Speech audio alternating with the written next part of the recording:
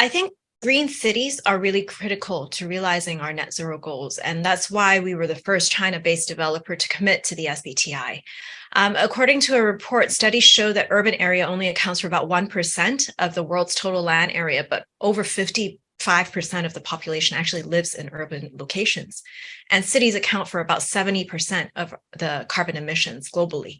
And as you mentioned, the building and construction sector definitely is a big emitter. It accounts for just under 40% of the global emissions worldwide. So we definitely have a very big role to play if we are going to meet the net zero targets that many cities and countries have laid out. So sustainability has always been very fundamental to how we develop and how we think about our projects. We're the developer behind Shanghai Xintiandi, which is a large-scale master plan live, work, play, learn community. It's 23 city blocks, about 52 hectares in size. We're best known for the actual culturally preserved district, which is centered around the First Communist Party meeting place. Yeah. But what most people don't realize is that it's actually part of a very large-scale master plan, and that it was done based on principles of sustainability, being pedestrian-friendly, human-centric. It's celebrating and preserving local cultural heritage. And what's right in the center of the entire master plan that holds everything together is actually a green park. And that is right in the center of the district. And that park really has greatly enhanced the livability and the overall value of that district over the long term.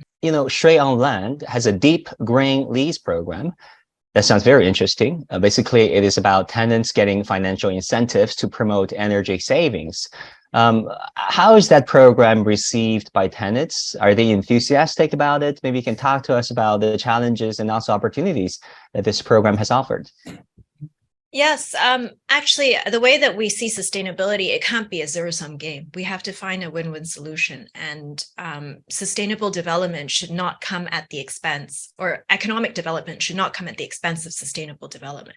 And that's why community is really at the core of our sustainability strategy. And community, by definition, should be engaging all of our stakeholders involved to collectively achieve our overall sustainability goals. And that would be much more powerful to the cities that we actually operate in over the long term. So you asked about signing a deep green lease with our tenants. This is actually one initiative that we're undertaking this year, specifically towards our office tenants. We piloted what we call a deep green lease, which is transferring some financial incentives to the actual tenancies that allow them to benefit from cost savings and energy reduction that they're directly controlling. And for us as a landlord, it also reduces our energy consumption overall. So not only is it delivering, it's a win-win. It's a win-win for all, including the environment and the city. So we want to continue to roll out these types of green leases and green pledges. Last year, we actually signed green pledges with all of our F&B tenants. We signed it with over 600 tenants across our portfolio in China. And that actually pledges to operate and develop their restaurant outlets in a green manner. And part of the initiative was actually rolling out a green menu at every single restaurant across Xintiandi. That allows the consumers to be able to eat green and have that optionality and that choice when they come to Xintiandi. So that was something that was very important to us. And we hope that we can continue to deliver this value, not just to our consumers, but also to our tenants and to our suppliers going forward.